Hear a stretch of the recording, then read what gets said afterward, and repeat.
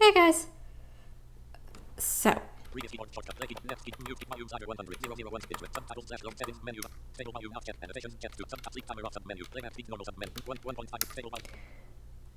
I was gonna react to this like last year, and I think it's probably still relevant. I will look at some of the later videos. I can't believe she's still uploading.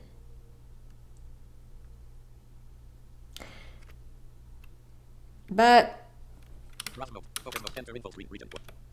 we can also see how she's changed over the years if you'd like me to react to more of her. I'm taking a risk because she's a vegan. So let's just get straight into this. We're 1.5 because honestly, vegans, like seriously. We're starting this video off with the lowest effort meal prep. Mini meal prep, as I like to call it, is the only cooking hack I actually subscribe to. When I take just 30 minutes to prep. Of course you do, because you're a vegan. And vegans are not getting any of the nutrition they actually need to, you know, be up and cook all this crap. You know, what's funny is you conserve even more energy on carnivore. And that's saying a lot. Because on carnivore, you usually feel really, really good. And if you don't, that's probably because you're not eating enough fat and having electrolytes.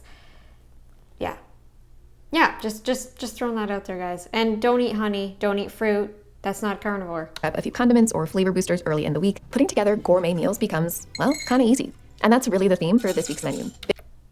How is a gourmet meal ever super easy? Big flavor, feel-good summer meals that don't require hours of effort or tons of fuss. Basil is in season right now, so I started this week off by making my vegan basil pesto. Italian folks, please don't come for me in the comments. I know Parmigiano Reggiano is traditional, as is using a mortar and pestle, but I'm vegan, and a food processor is all. I'm vegan.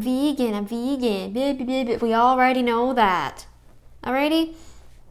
It's just... It's in your description, I would assume, right? Your video, your channel, or whatever I have time for today. Plus, this stuff ends up being really, really delicious. And it's a good example of an everything sauce, the kind of condiment that makes everything better. Use it as a sauce for pasta or a dressing for salads, drizzle it over lentils or beans or tofu. It's good however you use it. And it takes 10 minutes to make, so there's really no excuse to not try it. I followed up the pesto by making the simplest chili oil. It uses just 2 ingredients, Aleppo pepper and extra virgin olive oil. The reason I like to use Aleppo pepper instead of your standard red pepper flakes is that it's milder in heat, so it's more versatile. It's not going to blow off the roof of your mouth, but it also has a more complex flavor profile. It's fruity, tart, rich, and... Hold on, let me... Oops. Okay. Yeah. Alright. So what? You're addicted to carbs. Slightly smoky, and it's super simple to make. Both ingredients go into a small saucepan and simmer at the lowest heat possible. The goal is tiny, slow bubbles so you don't burn the chili flakes. After 3 minutes, I transferred it to a clean jar. You can store this chili oil in the fridge for a week or 2. If you want to store it at room temperature, you need to use a properly sterilized jar so nothing gets funky or moldy. And for my baby mouths, I know you're probably thinking, this isn't for me, but it's actually pretty mild, so use responsibly and you'll be just fine. The final component... You have kids.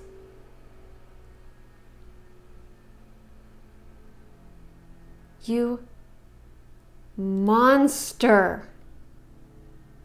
I'm not gonna be able to contain myself for the rest of this video, knowing that. I prepped was whipped tofu. Like the last 2 recipes, it uses just a few ingredients and it comes together very quickly. I'll be the first to admit. Ew. I don't care how you prep that, that's disgusting. We already know what tofu tastes like. That tofu is super bland on its own, but this recipe is a great example of how you can turn this healthy plant protein. I don't care. You taste it through everything, especially if you were eating enough of the proper... Oh, sugar. Hold on a sec, guys. Sorry, guys. I'm glad I can pause this tool, but I left my liver out, not all day, but long enough that the top of it thawed, so I had to break some pieces off, put it in the fridge while I still could salvage it, and luckily some of it still had some ice crystals on it, so yeah. Oh, frig. Yeah, I definitely need liver now. That's proof. That's proof. That's enough proof for me. I don't forget stuff like that usually, so especially liver. So, what was I? I'll be the first to admit that tofu is super bland on its own, but this recipe is a great example of how you can turn this healthy plant protein into something actually craveable. You are not creating anything craveable or healthy. This is not, like, no one. I think it's because I was talking about, like, taste and stuff. Liver doesn't taste that great. Yeah, but yeah, no, you're not convincing me. You're not convincing me that this is gonna taste good. You're not. Okay? Okay. I started by adding some garlic to my food processor so it can mince up very quickly, and then crumbled in a block of extra firm tofu. There's no need to press the tofu for this recipe, which is great. Next, I added 2 superstar ingredients that add layers of savoriness. My good friend Nooch and some white miso. If you've never used miso before, I really recommend seeking it out. It's fermented, so it will last a long time in your fridge, and it is really versatile. All this crazy crap. Zest and lemon juice give this a bright, zippy tang, and extra virgin olive oil makes this rich and luxurious. And of course, our good friends, salt and pepper. This texture is looking so good. Yeah, no. And I feel really bad for your kids, and I wish more than ever that you get tortured by comments. Your kids don't look so good. Your kids don't look so good. Your kids don't look so good. Neither do you. Neither do you, by the way. Neither do you. I hope you get comments like that because this is ridiculous. And you deserve every one of them because you feed your kids this crap. So this mini meal prep took me less. Did you know that in Italy, being a vegan is, like, feeding a kid vegan, rather, is banned? Is illegal? You can't do that. You will be arrested for it. Get on it, America! Hey, RFK Jr. Jr. Meany Jr. RFK Jr., get on it. Less than 30 minutes to make, which is pretty incredible. And now I have these 3 amazing condiments that can be used in Sorry, lots of different. my screen reader, by the way, says RFK Jr. But I think a lot of people would have hated, Never mind, I said the whole name anyway, but RFK Jr., get on it. Different ways during the week. Max and I actually have date night tonight, but I'm looking forward to putting these condiments to work starting tomorrow.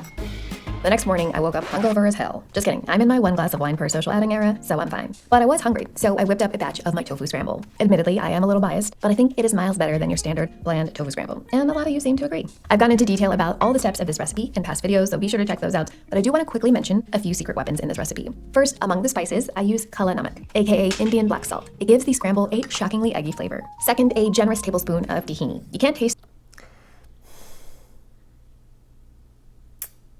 Wow. Just wow. You can't taste anything because you're vegan. the tahini, but when you combine it with the third secret weapon, creamy oat milk, it brings a level of richness that you might find in scrambled eggs, but rarely get in tofu scramble. This scramble is good enough to eat plain, but in keeping with the theme of easy gourmet meals, I added some of the pesto I prepped yesterday and sliced up a few cherry tomatoes to take it over the top. How beautiful and delicious does this look? Yum! It's a million degrees outside, so I'm gonna enjoy this in the cold darkness of my house, and I'll see you for lunch. When lunchtime rolled around, I decided to make a zucchini salad. 1, because I have a lot of zucchini to use up, and 2, I'm on a mission to change the narrative that zucchini is boring. When you buy zucchini locally and in season, and you pair it with some big flavors and richness, it is actually phenomenal. To make the salad more filling, You think that because you're vegan. You don't want this crap. You don't want this crap. Who actually wants it? Like, who in their right mind actually wants this? I roasted some chickpeas until they were beautifully golden brown and crispy. While those roasted, I started slicing up the zucchini. I basically did a julienne cut, but I wasn't too precise about it. I like these skinny, bite-sized pieces because I'm keeping the zucchini raw, and these pieces will absorb the dressing better. Plus, these are just more fun to eat in a salad. I also made a crunchy herby topping for the salad. I chopped up some roasted pistachios, sliced up a few handfuls of fresh basil and mint, and mixed those together with some lemon zest, and a dusting of the best finishing ingredient, flaky sea salt.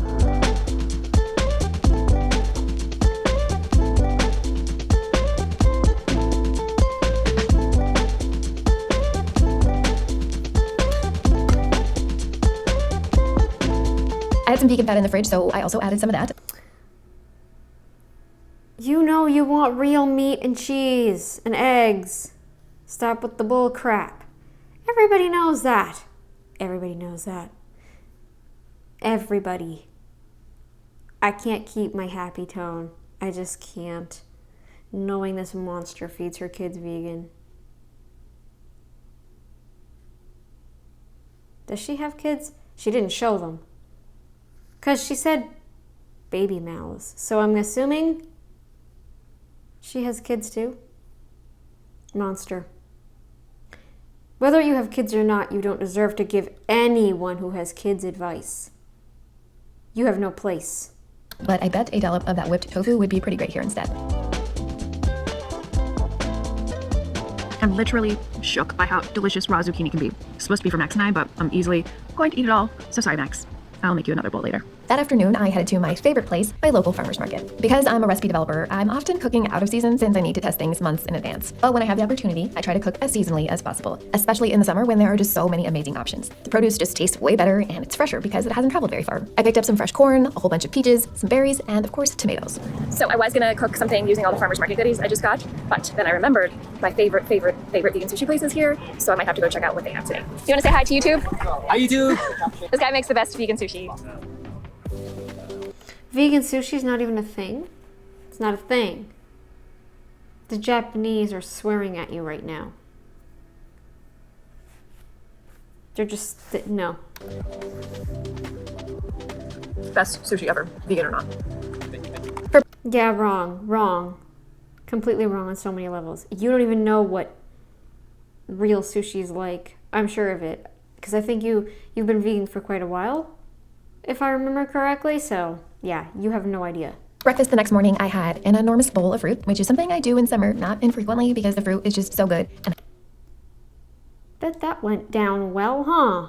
Bet you that stayed in your stomach very, very comfortably, huh? I cannot help myself. So by the time lunch rolled around, I was in the mood for something a bit heartier. And this is one of my go-to 5-minute lunches in summer. I grabbed a slice of whole wheat seeded sourdough from my local bakery and added a few generous dollops of the creamy whipped tofu from meal prep, as well. God, you know you want meat and cheese and mayo, like real mayo. And I know some mayo has vegetable oils, but you don't, trust me, that's not what makes mayo taste like mayo. It's egg. Raw egg. Cut the crap. Whoops.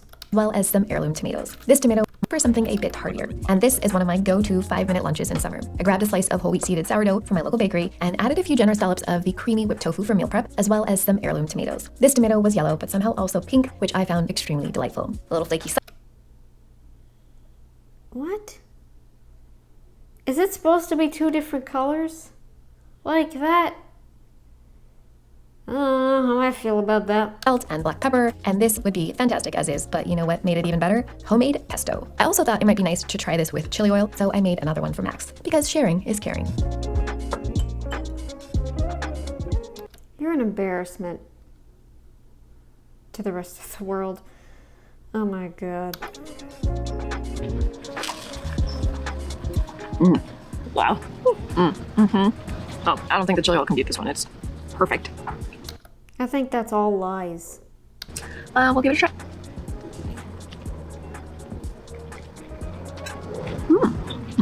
Okay. Also Some of those sounds are not convincing. very good, but the pesto is the best. The pesto? That's super good. Tomato in my tooth now. Pesto, clear winner. The pesto, right? I'm gonna go with the chili oil. You changed my mind. Okay, so hopefully by now you are starting to see that if you prep a few components at the start of your week, you can set yourself up to eat incredible quality meals without that much work. I feel so strongly about this approach that I did. How long has that lasted you? Do you still do this? And what do you do when you're off camera? Seriously. I bet you have plenty of days where you just order in because you can't bother to cook anymore.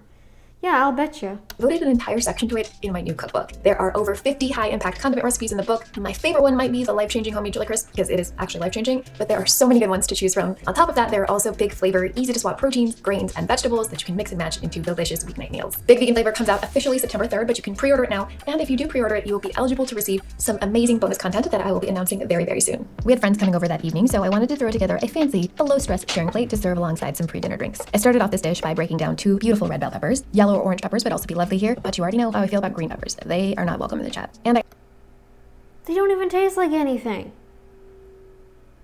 They don't taste like anything to me.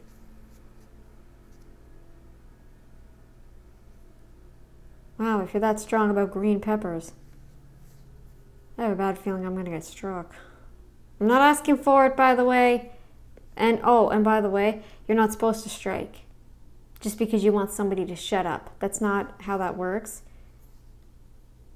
I added a pint of cherry tomatoes. Yeah, not how that works. The golden ones are particularly sweet, so I recommend those if you can. I grated a few garlic cloves right in here to give the vegetables a little kick and sprinkled in some dried oregano. One of my ultimate simple tips for easy gourmet meals is to just dress your vegetables in good quality olive oil and vinegar. I used red wine vinegar here, but I bet balsamic vinegar would also work well. And of course, some salt and pepper. While these marinated and the flavors got cozy together, I had a pot of lentils going. These are French green lentils, which are my go-to for salads because they hold their shape well and they have this lovely peppery flavor. They need about 17 to 18 minutes at a decent simmer to get al dente. I grabbed some leftover fresh basil and mint because I thought they would pair amazingly well with the tomatoes and peppers. And to serve this, I smeared on a generous amount of the whipped tofu onto a Smeared or schmeared? I thought it was smeared. platter and drizzle on some chili oil. I made a last-minute decision to sneak in a few handfuls of arugula because I have a lot of it, and well, it's good for you. It was looking a little... Said the person that drank a bunch of green smoothies and then ended up in the hospital because he couldn't... Yeah, okay. I'm sure he thought that too. dry though, so I scooped out some of the juices and dressing that had collected at the bottom of the bowl and spooned that right on. The lentils had cooled down a bit, so I added those as well before adding the tomatoes and peppers themselves.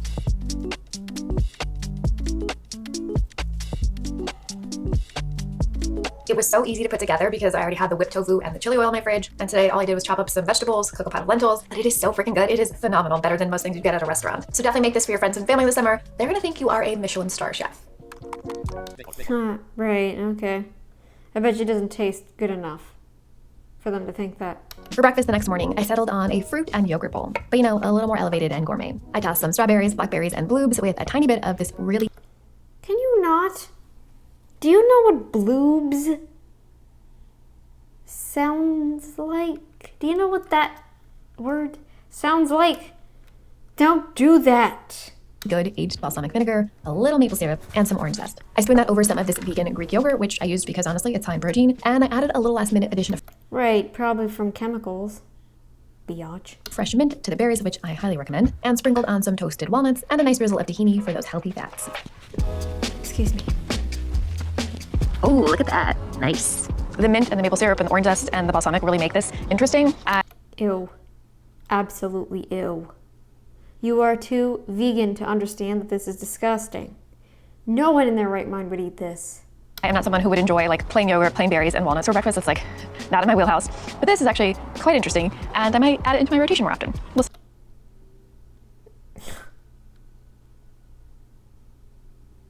Wow. You hate the simple things, yet you're doing a diet that requires you to be more simple. For lunch, I had some leftover tofu scramble, but I served it a little So you can save your energy. differently today. I reheated the scramble and tossed in some chopped baby spinach for good measure, and I plated Oh yeah.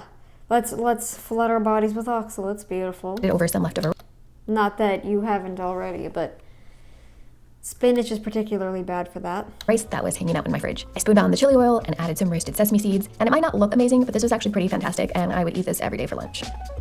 You sound tired in this voiceover, by the way. Don't lie to me. My parents invited us over for dinner later that night, and even though they always have food to feed me, sometimes too much, I still wanted to make a dish for them to say thank you. I decided to go with the Indian spiced charred corn salad from my new cookbook. The head note for this recipe in the book is dedicated to my father, who loves any kind of corn salad. I tried to read the dedication to him a few weeks ago, but I ended up bawling my eyes out, so I thought it was safer for everyone if I just made the recipe for him instead. After I shaved the corn kernels from the cobs, I pan-fried them in some oil in a cast iron skillet. You could also grill the corn cobs whole if you have an outdoor grill. Once What do you mean you bald? Did you, like... Is he still alive? Or... Because I don't know. I didn't understand that because I don't watch this channel. So if someone knows, let me know, because bawling and he's still alive, that would be one thing. Anyway. the corn was looking nicely charred in spots, I set it aside and started working on It's hard to feel sympathy for someone who tells people what to feed kids. On the rest of the salad. I chopped up some fresh mint and cilantro for some herby freshness, and I really love these flavors with corn, and thinly sliced a few scallions. I tossed the white and light green parts right into the salad, but reserved the dark green tops for later. And because a little heat is so good in a corn salad, I also finally chopped up a jalapeno pepper. For some zingy bite, I grated in some garlic and added the zest and juice of a lime. And because this is an Indian-inspired corn salad, I added a few Indian spices: cumin, coriander, cardamom, and garam masala. Finally, some olive oil to balance the acidity and the spices, and Honestly, this is painful. a handful of roasted peanuts for some nice crunch. This is so freaking good. I cannot wait to serve it to my parents. I'm pretty sure they're gonna love it. Uh-huh. It sounds good. Very, very good.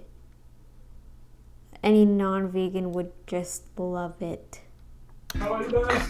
Good, good. Yeah. So this is cauliflower rice. We gotta start a cooking show with just you. Spiced corn salad, Indian style. Yeah. They don't do too much Indian. You know, you'll turn off all these white boys. Wonderful. Can I finish all? Yeah.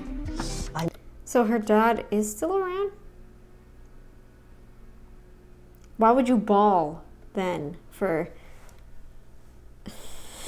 Looking forward to this. How much do you want? The whole thing. Okay, this is good, or you want more? No. Thank you. My parents ended up loving the corn salad, but my dad, in classic dad style, declared it was not spicy enough and added sriracha. No.